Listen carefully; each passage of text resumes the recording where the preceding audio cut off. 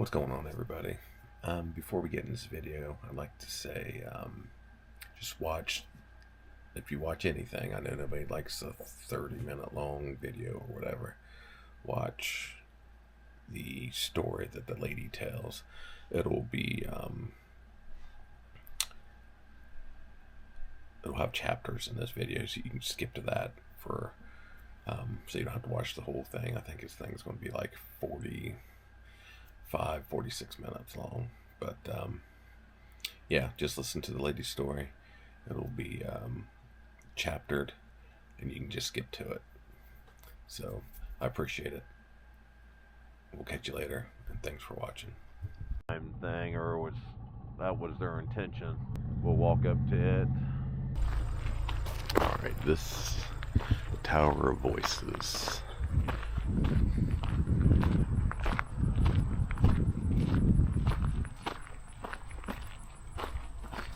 I think this is a windy hill or whatever, and they were trying to, or they was trying to figure out the best configuration to make this work. You used to be able to walk up in there now, so I don't know what they got. How you doing? Good, how are you? Pretty good. I'll stop and show you that sign that said it's 12 to 15 mile an hour winds to make these chimes work. We do not have that today.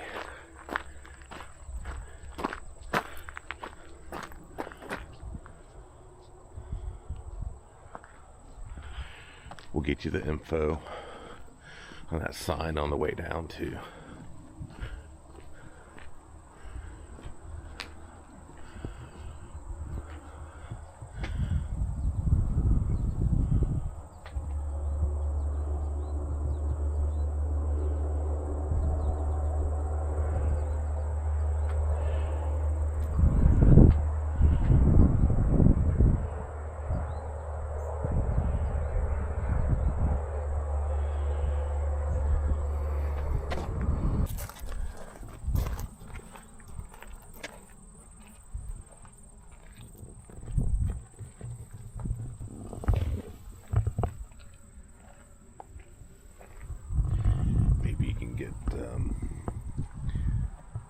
That QR code on the video, but we'll go up here. I think at the beginning of this it had more information about it. We'll get that. Pretty sad day in history. Obviously this is not the actual memorial. We still got to go down a little bit to get to that, so but I'll get the plaque up here after these folks leave. Here's the plaque that was at the front of it. See if we can get you in to read that. I guess I can pause it, but I'm not going to read it to you. I'm going to sit here and read it, but I'm not going to read it to you.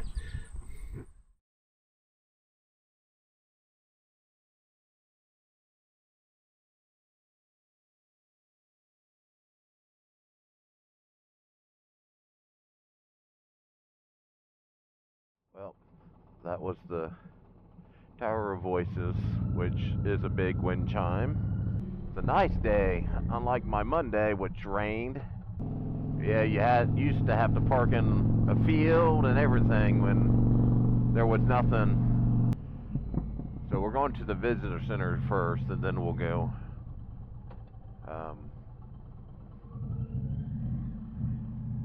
down the hill, which is that way. Designated motorcycle parking ahead. Park down past these guys, I guess. Alright, well, I'm gonna go walk around.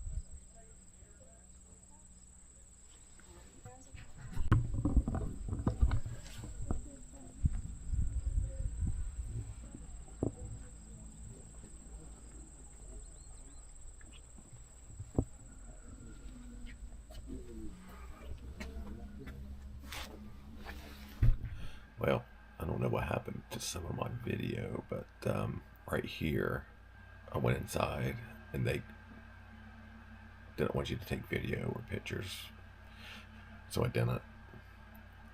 And it starts out, then I go down the hill.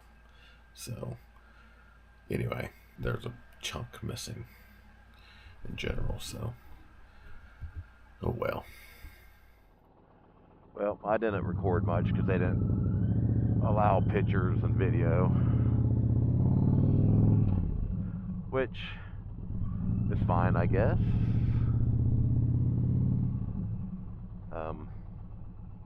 Guess y'all can come see it yourself. Head down to the Memorial Plaza, which I don't think it's going to be so restricted. The Memorial Plaza.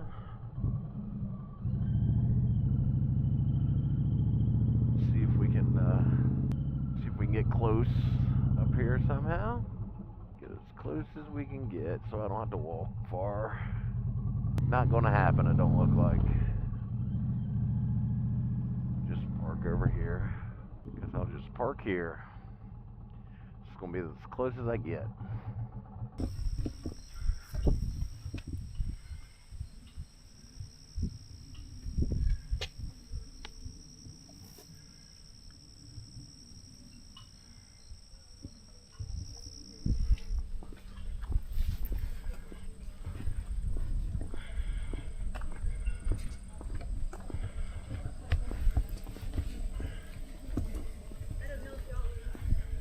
They have all these little signs before you get to it.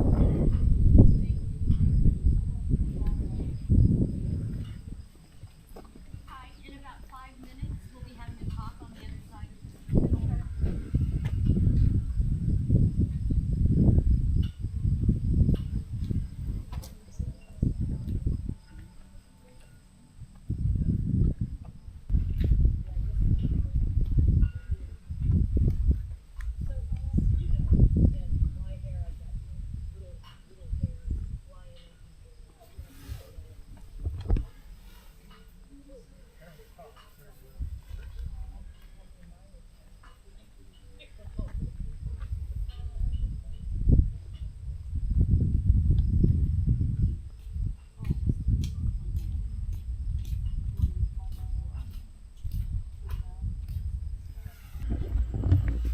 These are, as the sign says, the flight or the crew and passengers.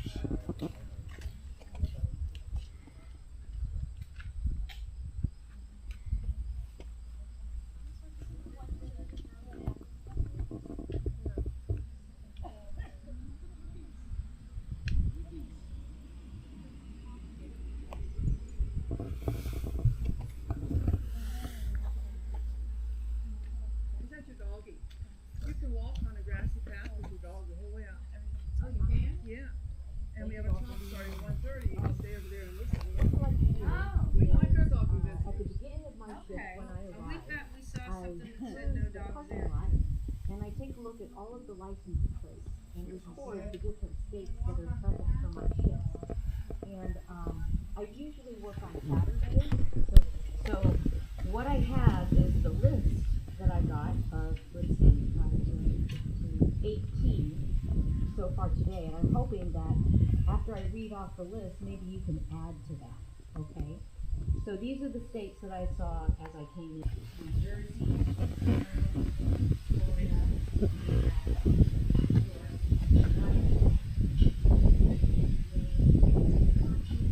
Delaware, South Carolina, Idaho, New York. Over 454,000 visitors here. You and all of the visitors that come here ensure that the story of the heroes will never be forgotten. That's one of our primary missions here at the memorial. So in effect, you are actually living out our mission statement for us. So I always want to begin with thank you. Before I start, I'd like to ask if you would please hang on to your questions until the end of the talk. Many times I answer those questions in the course of the talk, but more importantly, questions get me off track. They interrupt my flow, and it's hard to get back on track without skipping over some things. So hang on to those questions. We will get to them at the very end. I'd like to start by just orienting you as to what you can see from this location. Behind me, you see a long white wall. That's the wall of names. It marks for you the flight path of Flight 93, so that when you're standing in front of the wall, you are just beneath the flight path. Turning to your right, you'll see that you line up directly with the overlook, that black structure that juts out from the openings in the double concrete walls. That is also the flight path. That's the direction from which Flight 93 came. Standing in front of the wall again and turning to your left, you'll see a ceremonial gate crossing the flight path. Looking through the beams of that gate to the edge of the field where it meets the hemlock tree forest, you'll see the boulder. That marks the impact site for you. The crater would have been on the right, on the gate side of that boulder. On the far end, the far side of the overlook, and a little bit to the left from our left, is a blank footprint. That's where the buildings of PBS Coal stood the day of the crash. They were metal warehouse type buildings. Those are the buildings that the FBI used as their command post, from which they orchestrated the entire recovery effort. From that blank footprint, there's an outcropping of land that reaches out towards the crash site, at the end of which we called the bluff during the response. I was here for this response with Red Cross and later went up to New York City. The bluff is where we brought the families to view the crash site for the very first time, just before the memorial services. We held 2. The bluff is also where we established the memorial site. We had bales of hay set in the semicircle on which the families and the response workers could lay their tributes to the heroes. I have photographs of what that looked like. I'll hold them up here, but I'll also have them up front for you to come up and get a closer look at the end of the talk if you would like.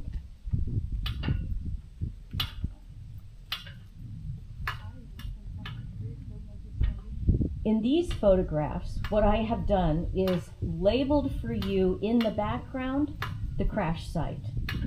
So that as you look at the crash site in these photographs, just remember you are seeing it from the exact same distance and perspective that the families viewed it for the very first time.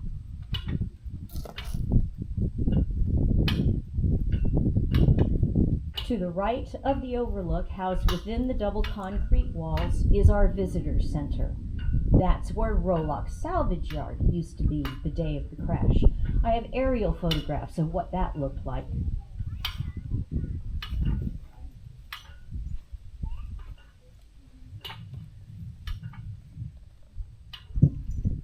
These were taken well after the command post was up and running, so there's a lot of activity at the PBS coal site. Wherever you see the flight path labeled in these photographs, that is the overlook of today, just to orient you. In the upper right here, I have one photograph that's taken from the field perspective. What we would have seen had we looked up that day from where we sit.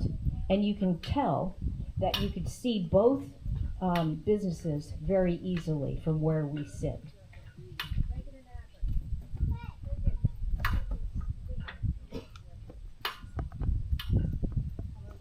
There were 2 guys that were actually working out in the yard at Rolock Salvage Yard as Flight 93 literally flew over their heads. They dropped everything, ran down to the site. They were the first to be on site.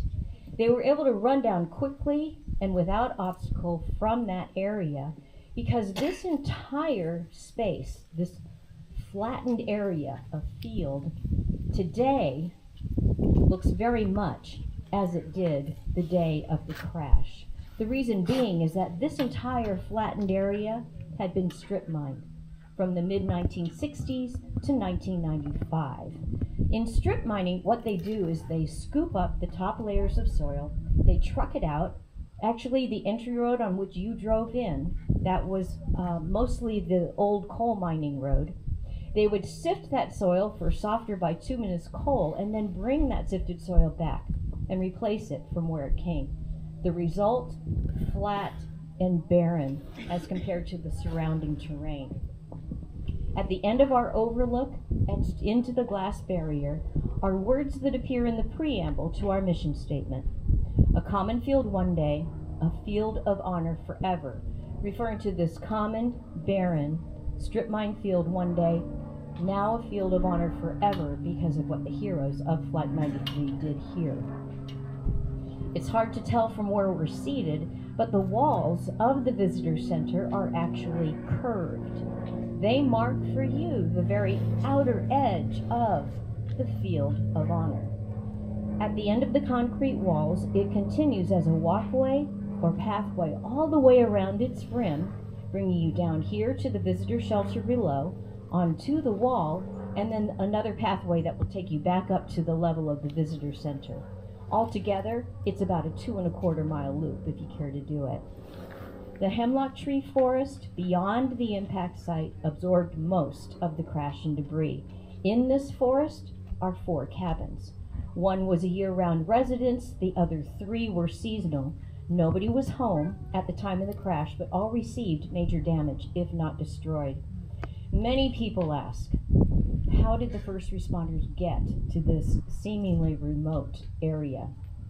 Well, with 2 businesses up here and 4 cabins directly in these woods, there was actually a network of roads that would bring the first responders to this place. In fact, there was one that came right down through the middle of the bowl here. That was Skyline Drive. We have removed some roads and blocked others for the purposes of this memorial, but there were roads that would bring the first responders to this field, and then it's an easy off-road to get to the crash site, again, because of the flatness and barrenness of the land. You may have noted a red barn on the far hillside. That is not the same red barn that appears in the foreground of this famous photograph that captured the plume of smoke from the explosion. You can see a red barn right up here in the front. This red barn that's pictured here is actually 1½ miles due east of the site. It's on the other side of the tree line. We cannot see it from here.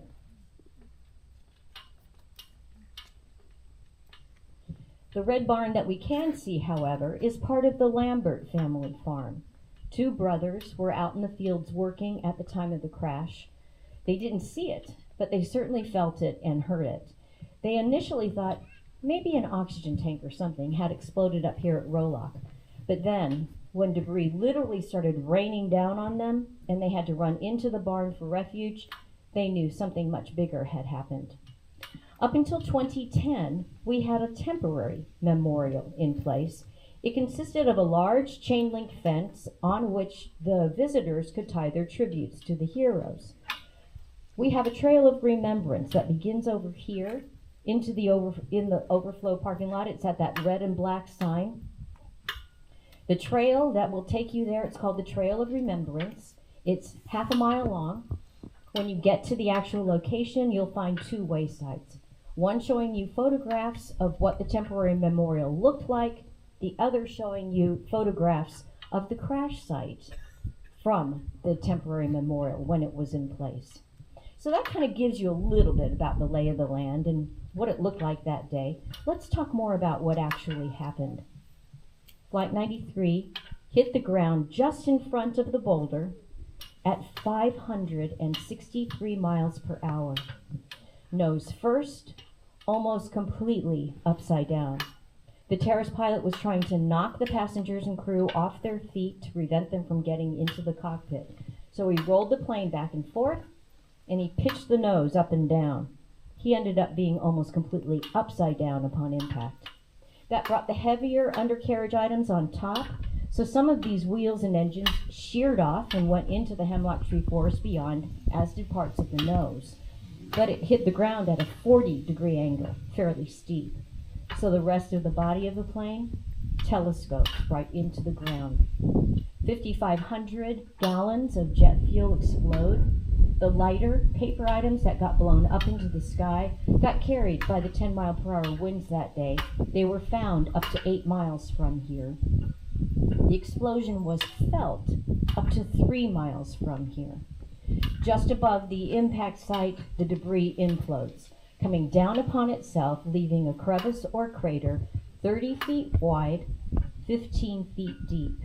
They excavated 85 feet wide and 40 feet deep before they no longer found debris. So that's how deeply it had penetrated. The whole front line of trees of the hemlock tree forest were burned in the explosion right at the impact site. It actually cut a V into the tree line there.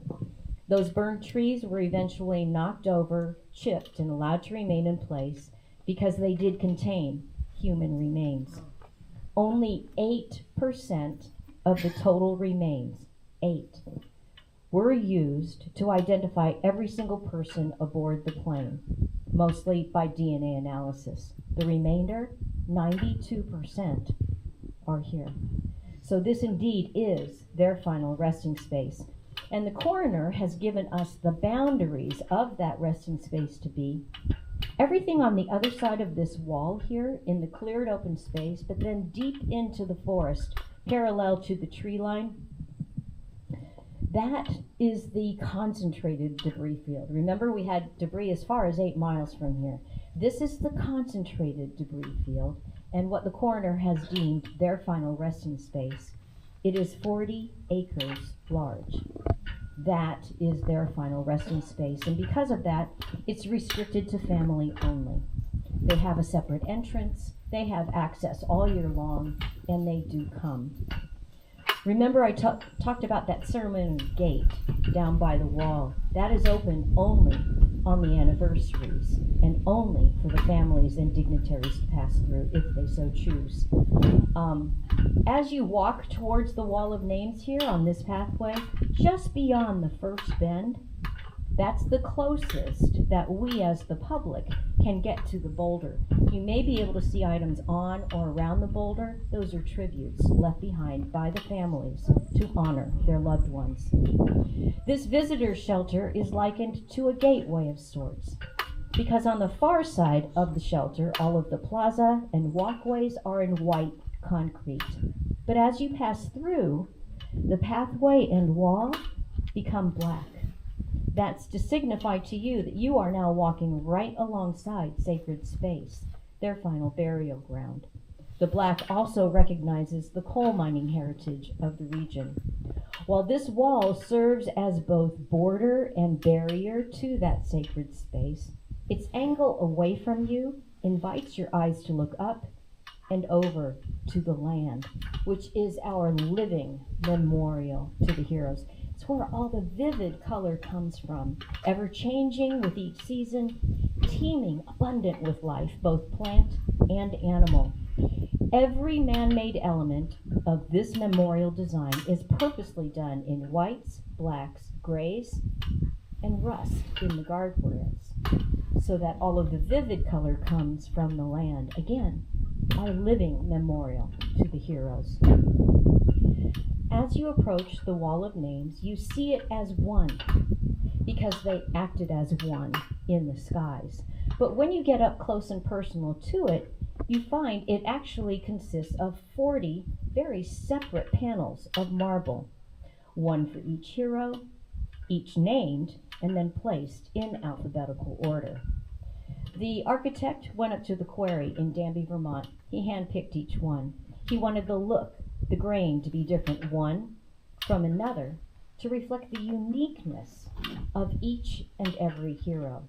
Let me give you just 2 examples.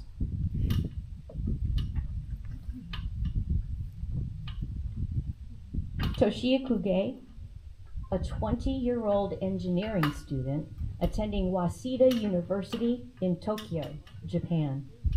On September 11th, he was headed home after a vacation of sightseeing, adventures, and visiting university campuses. His mother, Yachio, described him as a positive thinker, very curious about everything, a leader, well-trusted, an athlete, always smiling, fearless.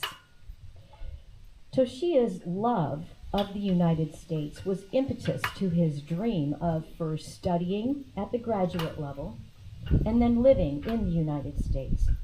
He was an avid National Football League fan, and he would often stay up in the middle of the nights to watch football games via satellite.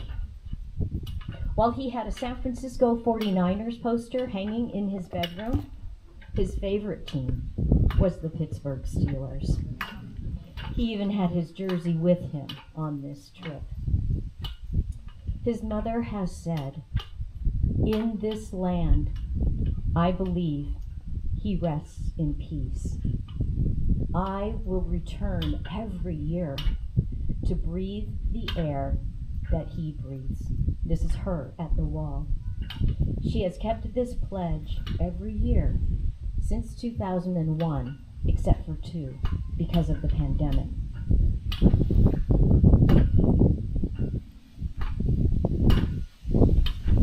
Honor Elizabeth Wainio, a 27-year-old district manager for the Discovery Channel stores. Elizabeth lived in New Jersey but was born and raised in Baltimore. On September 11th, she was headed to San Francisco to attend a business meeting. Elizabeth had a vitality, the drive, the focus to succeed.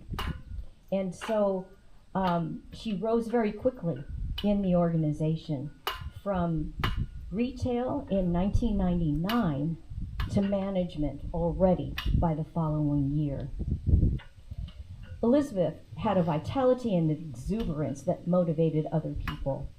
She had an appreciation for life and a very giving nature. While the hijacking was taking place, she telephoned her stepmom and told her of what was happening aboard. Her stepmom told her, "Elizabeth,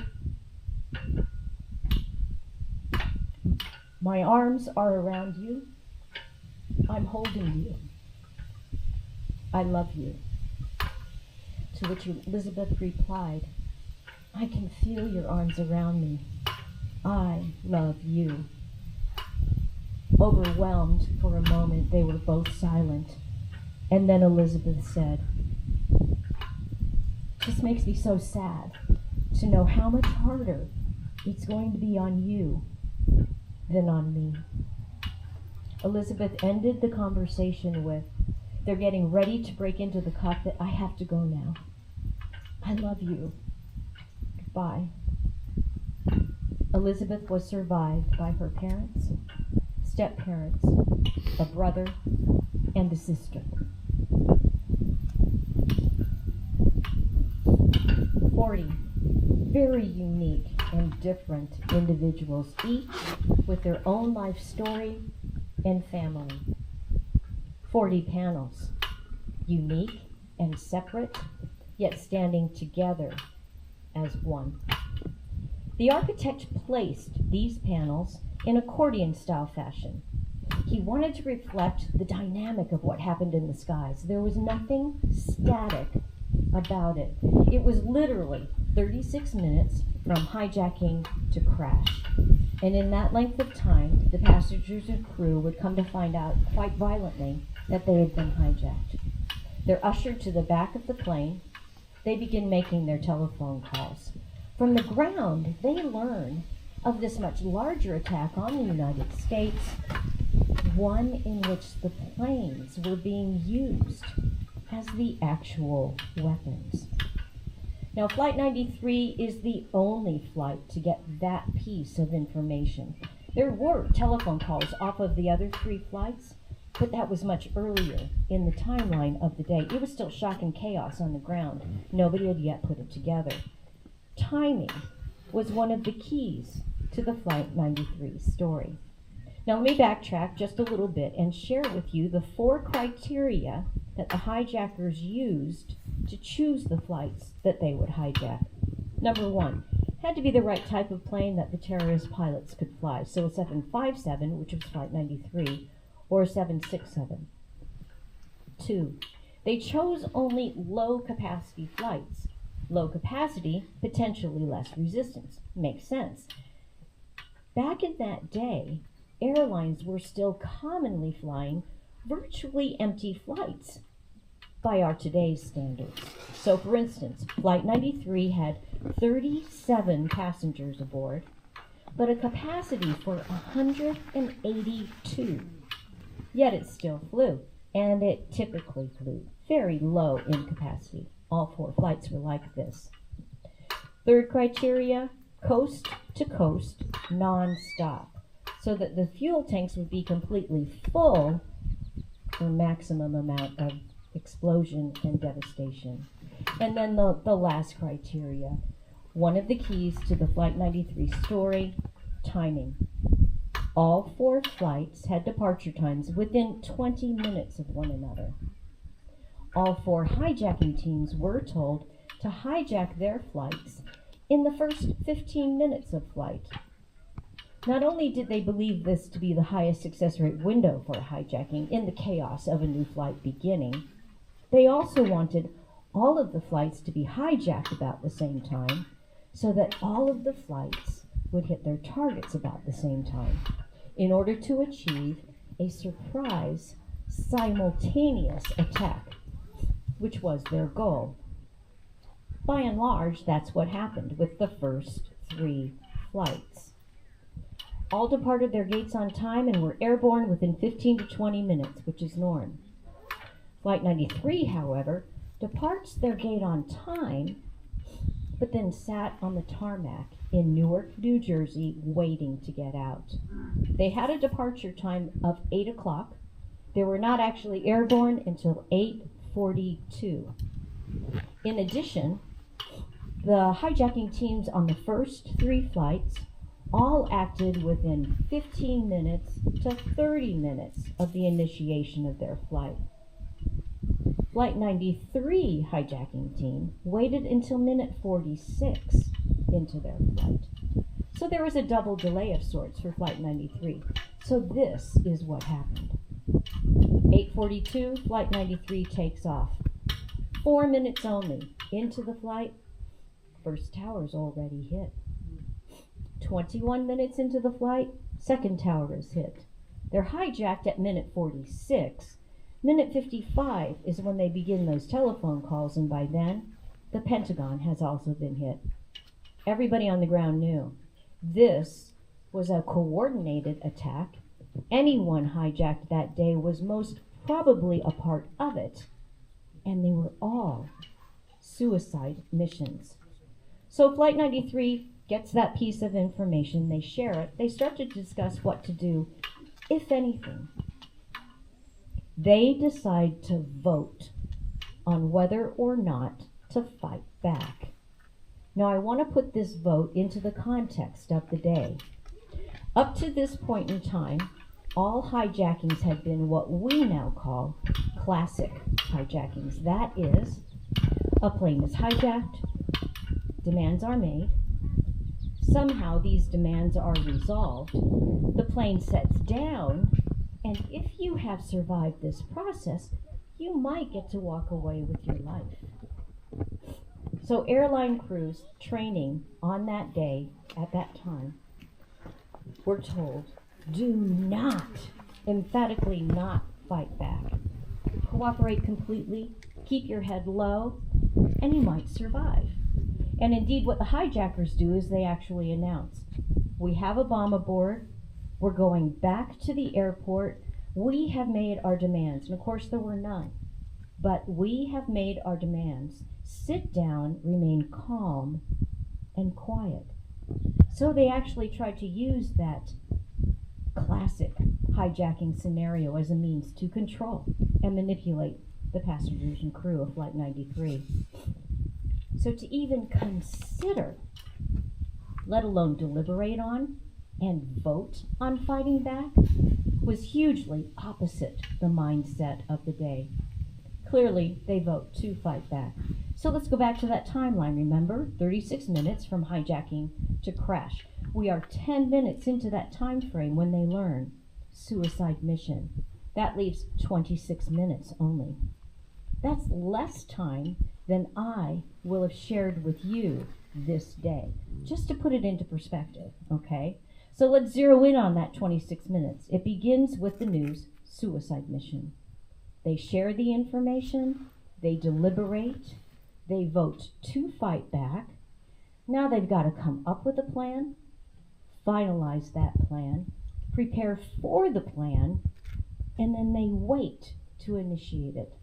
They wait until they're over this rural land before storming the cockpit. They did not want to repeat the same human destruction on the ground as did those other 3 flights. Is that not incredible?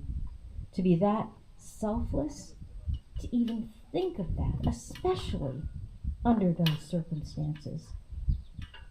I often wonder what it must have been like to be aboard Flight 93 that day. Imagine this. We have just been violently hijacked. A first-class passenger and a flight attendant have been knifed and murdered. The pilot and co-pilot lay incapacitated on the floor of first class. Now, if that weren't horrific enough, terrifying enough for me to absorb, process, comprehend, not 10 minutes later, I learn suicide mission. We are headed for a target. We don't know where. We certainly don't know when. It could be right now. Yet we still choose to wait. Choose to wait to initiate our only hope of survival that day in order to save lives on the ground. Incredible. We are so very fortunate to have those pieces of the story in me. I'm blessed as a result. We got them from the telephone calls. There were 37 phone calls from 13 of the passengers and crew that day. 13! Only a few names became famous because of news media and books. But what I would ask you to consider this day, and hopefully acknowledge, is that this was a collective act of heroism. Each one played a part in the deliberation and vote, maybe also in the development of the plan, in the preparation for the plan. We know some were boiling water to throw on the terrorists. Others were tasked with looking out their windows to watch for rural lands. They were the ones to sound the call to action. Maybe they were the actual hands, feet, and voices that went forward to storm the cockpit. Or maybe they were in their seats, what I imagine, praying. Each one played a part. Each one paid the ultimate sacrifice. This was a collective act of heroism. And so here, we recognize each one equally. And I would invite you to do the same. When you go down to the wall of names, walk the entire wall.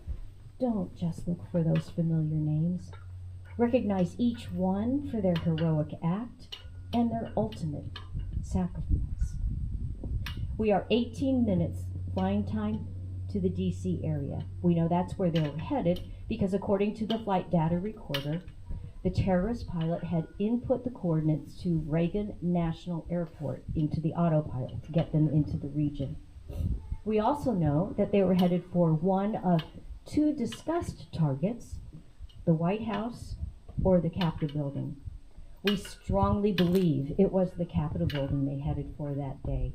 We base that on many different sources of information, but basically it boils down to this. The White House sits low.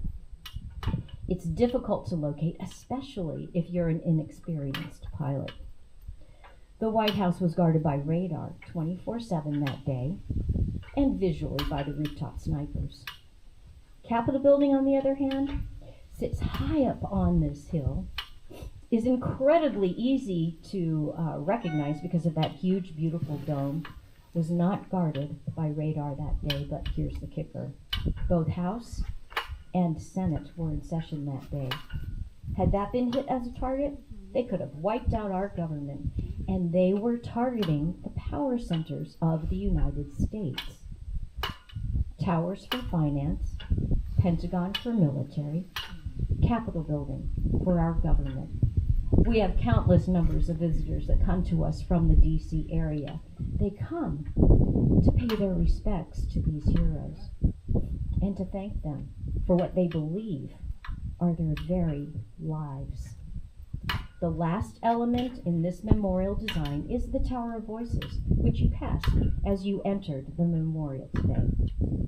It's a 93-foot tall musical instrument, basically, because it houses 40 wind chimes, one chime to represent each voice of the heroes. So as you enter the memorial, their voices will greet you, and as you leave the memorial, their voices will remind you of their phone call goodbyes, their deliberation and vote, their call to action. As I said before, I was here for this response with Red Cross and later went up to New York City. Remember, I have the photographs up here if you want to take a closer look. Now is the time for your questions, but first, let me thank you for taking the time to listen today. Thank you. I don't know if you can see out there, but that's the boulder they were talking about.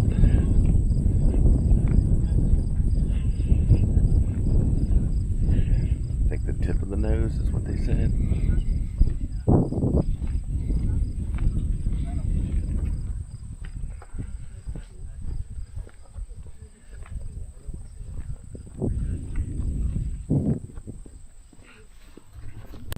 You can see it better from here, but there is stuff on top of that.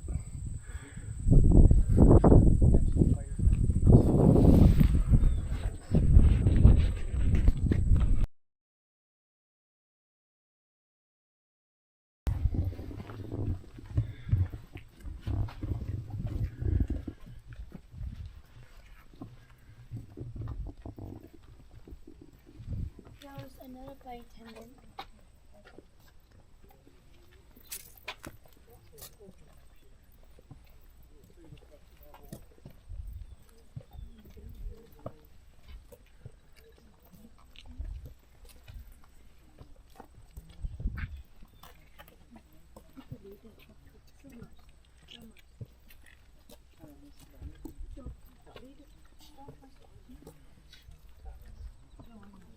That's a cool necklace.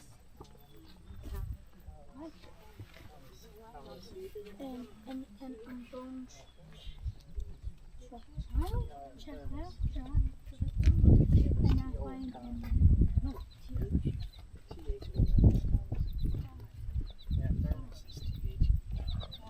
And that's why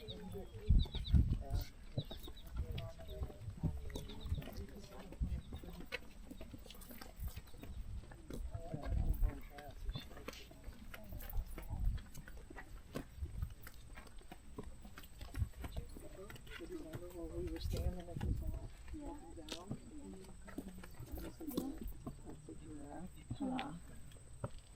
to the building. Mm-hmm. Oh, the builder that found the photo. Older. That's his laptop.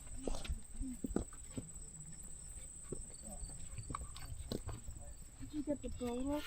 I did. I went to the building.